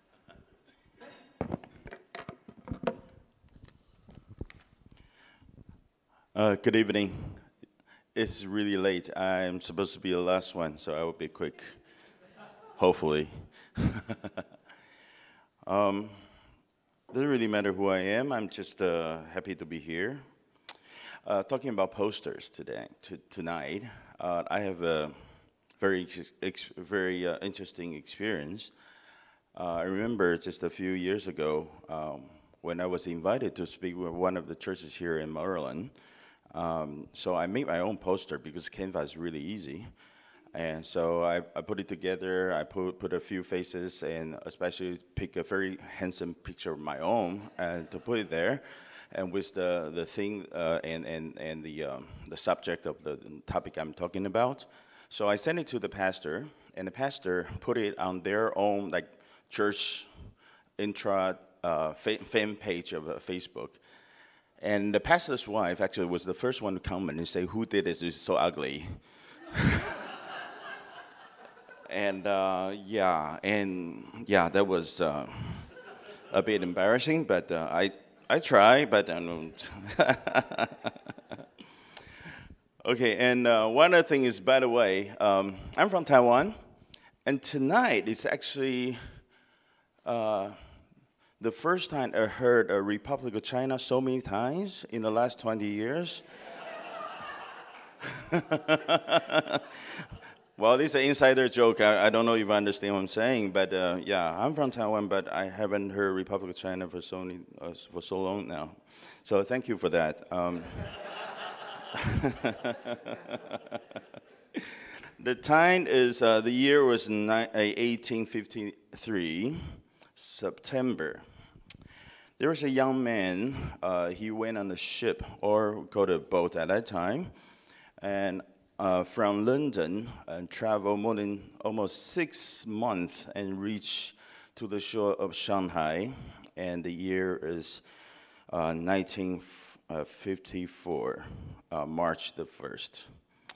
And little did he know he would become one of the most significant figure of the China contemporary mission history, and his name is James Hudson Taylor. It took him almost 6 months to travel, and at that time, he was only 21. And 2 months after he arrived, actually, it was his 22nd birthday. He almost had his birthday on the ship if it took a bit longer. And the funny thing is, we had this discussion with Jamie Taylor, who is his like 5th generation grandson, and about that journey. And in one of his sermons, I just realized he mentioned about this journey and also saying, you know how long it would take me to travel from here back to London on a plane? The answer is 11 hours and 20 minutes. And the funny thing or interesting reality is we just ask ourselves, are we more willing to take that kind of sacrifice to become missionaries, to travel overseas to the ends of the earth, to become missionaries, or to do the sacrifice, you know, according to the Great Commission of, you know, to the end of the earth, make disciples to the end of the world? So the answer is probably not. Your last comment is that the poster still has so much to teach us today, and I think we can learn still a lot from our forerunners, no matter which era they belong to. In the Bible, in the Acts, there are only 28 chapters. At the end of Acts 28, you only talk about Apostle Paul is willing to go to Rome, probably his final destination. And in other of his letters, he said, I want to go to the end of the earth. At that time, the end of the earth was Spain. And we all know the end of the earth is, there's no end of the earth, because you go to Spain, you'll circle around, you'll come back here again. But today, the end of the earth is different. But it doesn't mean that people or the followers of Christ didn't follow his command to travel to the ends of the earth, near or far, to make disciples everywhere, anywhere. So what I want to say is, in every era, we all have our own stories need to tell. We all have our own stories need to write, and just in very different ways.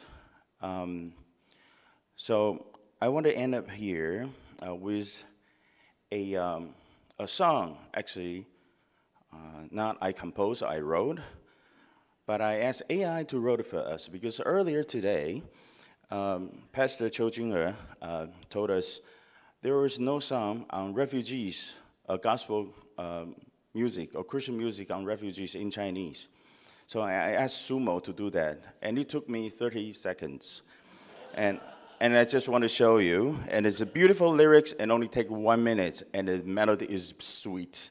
So there is a Chinese Christian song about refugees. It's composed by me with the help of AI. I just put in two keywords. One is grace, another is the love of Christ. Enjoy.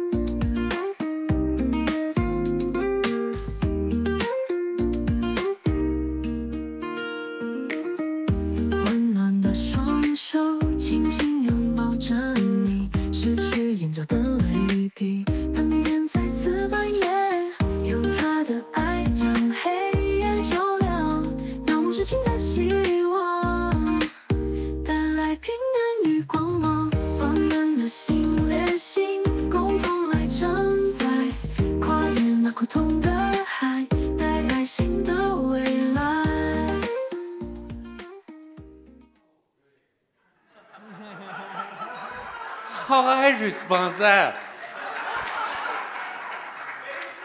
Oh.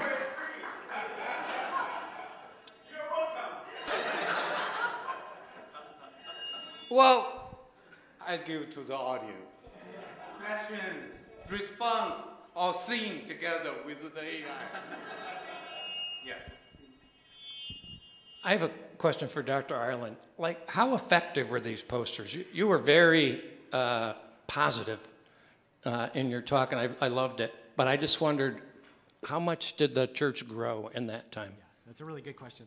So it's really tough to get good, accurate information about how effective it was, because whenever they're described by the publishing houses or the missionary community or Chinese pastors who are telling us how great they are. But that's the point of those publications, right, is to give us only the good stories. So I have lots of great stories, but I can't tell you all the things they didn't report, how many times they were a complete failure, how many times it was just a cheap thing to decorate the house but meant nothing for us. So it's really tough in that sense to get a real accurate reading on it. But I will say that I was interested to find that, in certain places, particularly when they were contests with the communists, this became a way to claim space, was whose posters were most dominant in town. So they would go around ripping each other's posters down. They were poster wars, and so just to remember that they really weren't just for in the house. I use that as an example, but I wanted to quickly jump over to say, not necessarily, even if it was in your house, you might put it on your front door to mark your house as a Christian space, instead of on the inside of the door would be like more of a private space.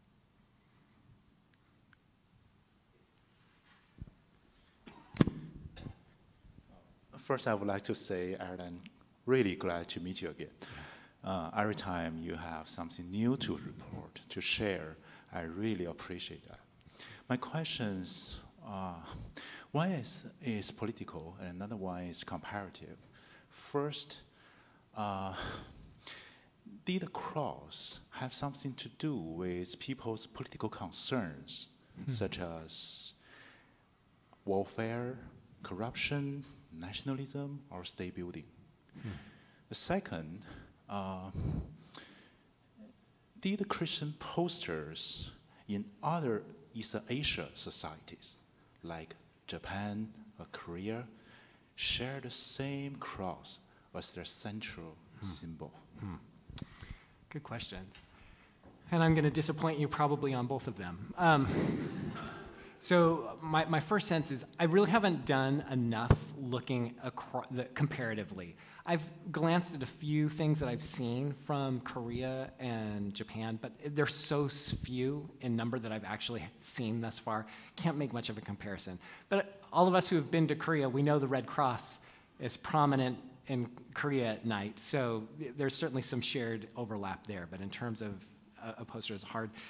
The political question and the overlap with the cross, I would love to get your feedback on that. If you see some parallels or ideas of how those are feeding into some of those political questions, I'd be most intrigued.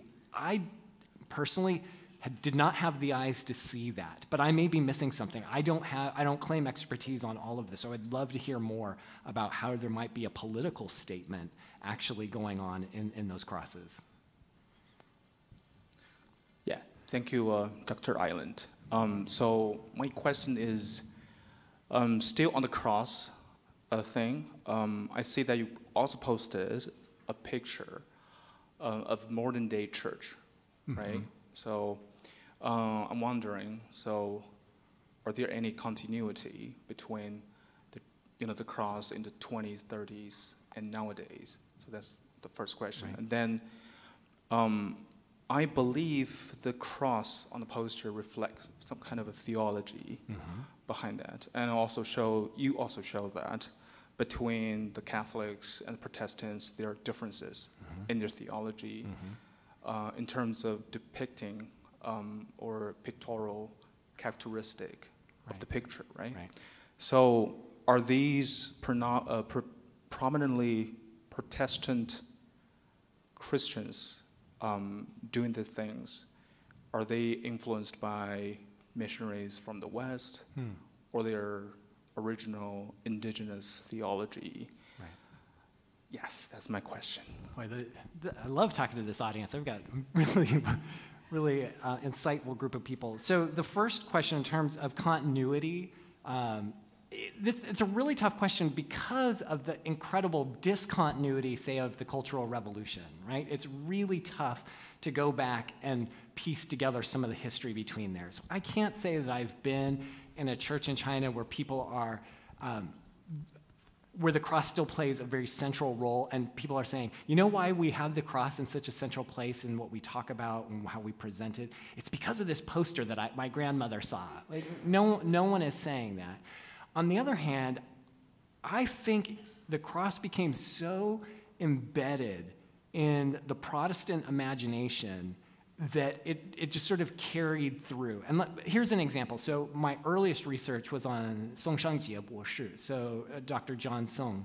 And in one of his sermons, he actually talks about 十字架所流的宝血. He doesn't say, in English, that's the blood shed by the cross. He doesn't say the blood shed by Jesus on the cross. He just says the blood shed by the cross. And I think this points to me that it had been, Jesus and the cross had become so conflated that there was no jump in his imagination, nor in the editor who was taking down the notes or the printer who put it to print. This was just, they'd fused together in a powerful way. And I think that represents, there's something about the theological imagination of Chinese people that the cross and Jesus have really fused together in a powerful way. And so I think that there's that underlying current that brings it into the present day. You know, in terms of theology, it's a really interesting question. Certainly there was plenty of Western missionaries out of this modernist fundamentalist conflict who were saying, you know, it's the cross that is a central place. This is where justification happens. We're not going to get into just a moral teacher kind of Jesus. This was sort of the language that many fundamentalists were using. But in terms of their imagery, it seems to be primarily Chinese artists who were painting the cross.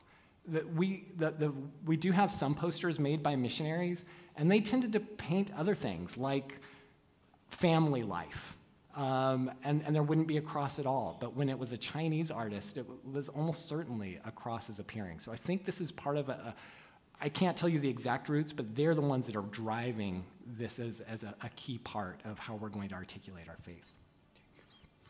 More questions? Yes. Can you talk a little bit about the role of the Holy Spirit in the art?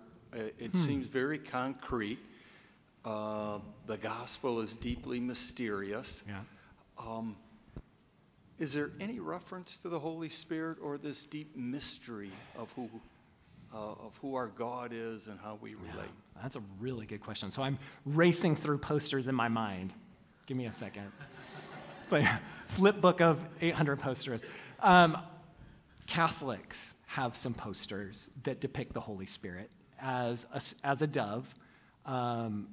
So there is some activity there. Protestants, I can't think of any off the top of my head. If someone has the website up, you can maybe type in Holy Spirit, tell us if anything comes up. But there is a real concreteness of this, and also a hesitation among Protestants to get drawn into debates about supernatural material too early. I think they were really trying to play to the idea of, Jesus, we have a moral lesson that you can apply quickly and easily and understand, and also this sort of concrete sense of, if your life is in trouble right now, we have a message that can give you a better life, and very concretely, from suffering to something better. And so the sense of ambiguity or mysteriousness is almost purposely avoided in the Protestant posters, whereas the Catholics seem to give more space for that. To add on to your question, the reason that they really used the cross as a symbol of Christ was because they didn't necessarily put Jesus on the cross, because they didn't do that because of the mutilation of the body, and that was really tied to filial piety, because it was seen as against filial piety because it was mutilating the body that your parents gave you. And so that was also one of the reasons why you don't see Jesus nailed to the cross as you would see in Western society. Yeah, that's a good point. Thank you. You know, it wasn't just a good point, it was a great point.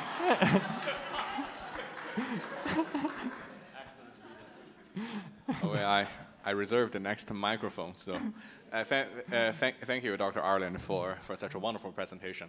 You mentioned how these posters bring together diverse groups. And I think, at least I've noticed, one other pair of diverse groups that were brought together by these posters seems to me elite and popular Christians.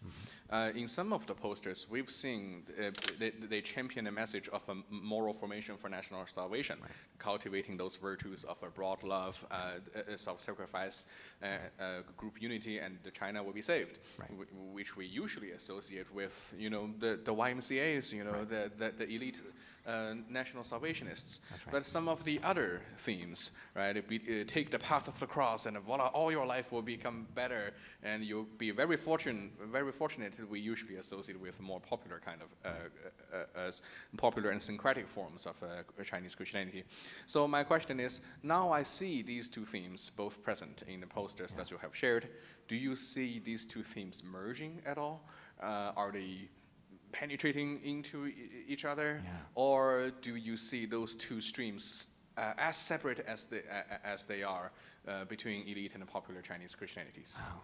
Great question. I love these people who have such a great grasp of history, of what's going on at the time period. What you're saying is very true, that there was this elite sort of push of, you know, moral reform and progress. This is how we're going to change the nation, and then the more popular forms that we've seen some of the cross. But I think you're actually onto something. In a number of posters, these elements actually fuse together. Not all of them, but in a number of them, you see the themes converging. And this might be also part of the interesting mix of the time period, where people don't see them necessarily as oppositional, whereas sometimes maybe the missionaries or the elites did see themselves as distinctly, we're offering a different and better pathway. But popularly, people could pick it up and say, no, we can use this too. Like, the easy road to Jesus is a good moral way, and we can communicate that, you know, and that will help the nation as well. So I think you have a good point, that another surprise, merged community.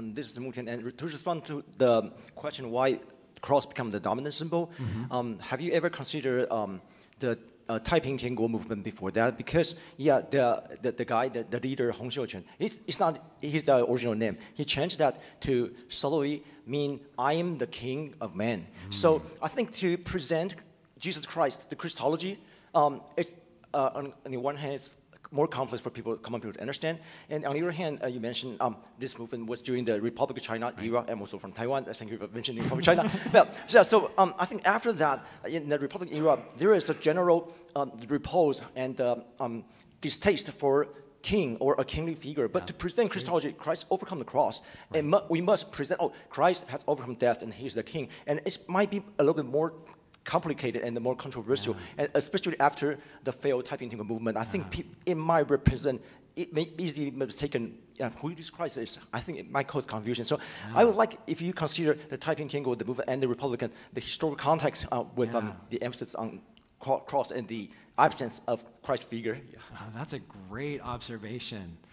I think that you're onto a real possibility. I think there were several reasons why Christian artists were reluctant to paint Jesus onto these posters. And one of them certainly could be just coming out of the Taiping. They're trying to like distinguish themselves, right, from some of this as that's a different kind of Christianity than we are. And the titles and the king and all of these things. So I think you're onto something there. There are some elements that I'll just note. One is these were not necessarily trained artists, and a human figure is really tough to draw well. And when you're drawing the Son of God, the stakes are pretty high, right? Like, and some of the posters, when you see the people look like, you're like, yeah, maybe it's good you didn't go too deep into that. But when they did try to draw Jesus, they often turn to Western paintings and reproduce the Jesus from those paintings. I didn't show any of them. We have a couple of them in the collection. And that would have been horrible in this time period, right? This is during the anti-Christian movement moment. We're trying to rid China of the foreign religion. And so to put this Western Jesus, which a couple people tried, quickly abandoned because it was like, yeah, this isn't getting us anywhere. So I think that was another reason. So we're having a hard time drawing them. And when they did, they were copying the good ones that they could, maybe even tracing it out. I mean, they're exact. But then you got this really Western Jesus. And so maybe it was just an idea of, well, we'll default to the cross without maybe understanding what the long-term implications would be of such a decision. Thank you again. Thank you. You're welcome. And thank you all your participants. And as the picture shows, and the people stand right in front of a tea house. So today we're trying to copycat that thing. So we brought a tea house owner, also a pastor from Chicago, to give a real tea ceremony. Wow. And after like the reception thing. No, come. Yeah. Okay. It's late. I'll keep it even shorter. My name is Xiaolong. I actually pastored for 8 years in the city of Chicago. I'm a tea house owner because my ministry started with 3 students and a church storage room. The church didn't have money for me to launch my ministry, so my family ran a hotel for 30 years. I quit my hotel management school and joined North Park, eventually worked for New Life Community Church and they didn't tell me that they didn't have the money to start the ministry. So I used the storage room to be the tea house. Until we had 20 people, we started the congregation. What a way to go, and I will never do that again. But the thing is, now we kind of, when we have 20 people, we feel it's kind of working, and what's next? We move to the percentage. We had a little bit more people. Every Sunday after the preaching, after the sermon, we gather at the tea house, and we have something else to discuss. It's very much like the Solomon's porch, that we start to understand the space of church is not really being used correctly because you only have the pulpit. And they do not actually have a social place to confront each other with their differences or some serious question, or they feel people will be offended if they raise it in the sanctuary. So the tea house functioned as a Solomon's porch for us for a while. Then we realized it's only the Christian folks, it's the chamber echoes that we are living in. And personally, I'm really not satisfied with it because in the country like the United States, the most privileged resource is not money, It's not the scholars which are around us, are not the seminaries. It's the freedom. You are literally allowed to do anything, which we do not possess in China. And when my mom's house church was forced to be closed, I called my mom and said, I'm sorry. And start this day on, I will try everything I can in the United States, which you cannot. Which I started a business called the Living Water Tea House. Till now, it's the 5th year of we operating the tea house business in the campus of University of Illinois in Chicago. It's a full-time business, and every Tuesday we have a secrets class. I cook for them. Every Friday we have a Bible study. Every Sunday we have a mini campus church gathering at the tea house. What I want to say is, I just can't understand why you American people have this unbelievable love for the Chinese. Which I just don't understand where the love is coming from, where the interest is coming from, which I do not. And when I ever confronted an American like you guys, I feel ashamed of myself. Like, if I do not love my own people like you do, what am I going to say to God when I'm finally in front of him and deliver my life work? Like, I know what is right, I just give it up. About the continuity of the early missions, the poster in China, is it finished? It depends on us. The lost art is being recovered. And the ministry, which was forced to stop, now is the time to continue. Will us take up the cross and follow him? So that's all I can possibly say. And I did my best to bring everything I could from Chicago. Like Jerry, always the way he worked with me, he tell me not what I exactly gonna do. And so what I gonna do is do what I always do, is make tea for you guys, and we will continue our conversation. No, don't go. Okay. Okay. I still have something want to do. Can you show that picture again? That's actually his place in Chicago. That's the tea house called Living Water Tea House. Yes. I want to show you the picture. Yeah. That's right in front of the tea house. And this man was Dr. Kurt Seller's grandparents' co-worker 80 years ago. His last name is An, same as mine. Where are you? Is that you? Or the army guy? Can we do the same thing together? Put poster displayed in your tea house? We will make a moderner one. I mean, it's not only a poster. They think about it before they make it. I mean, in the time of AI, why bother, right? But the thing is, you can see the thought of theology. Is their personal testimony? Is there something they are willing to bet their life on? We don't have it nowadays. And even, can you show back to my business, the picture of the business?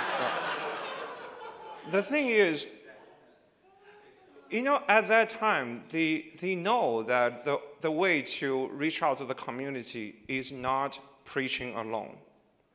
They need to make everything decent. The poster represents their faith and their church. There's something that I really trying to remind the Chinese church is, we are still possibly the only gospel people can read. We are the poster. The things we do matters. The little details represents who we are.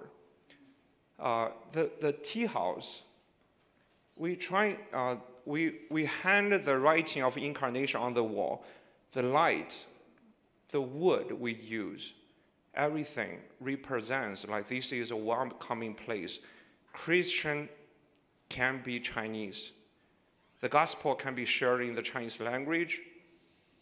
We are normal people, and we love you. And at the meanwhile, believe or not, like 90% of my regular customers are American. They don't speak Chinese, and for some reason that they like tea, we run it like a bar, and you know what I did? I served them. Right. The way, the 100 years of ministry that you provided to us, I think now is the day we give it back. All right, let's do it now. Move to the welcome center, student center. Yes. I need my Ireland graffiti books back. Yeah. I will get it back. So thank you all for being here. I just want to point out a couple options at this point. Out this door, Katrina Smith will have a couple copies of Dr. Ireland's book. It's available for $50. That's a steal of a deal today, okay? Cheaper than you can get on Amazon. So that's that way. But most of the posters are out there. If you missed those before, feel free to go look. And then over in the Student Center, we're going to have Xiaolong's tea, and we've got cookies and other goodies. And thank you for the people watching online.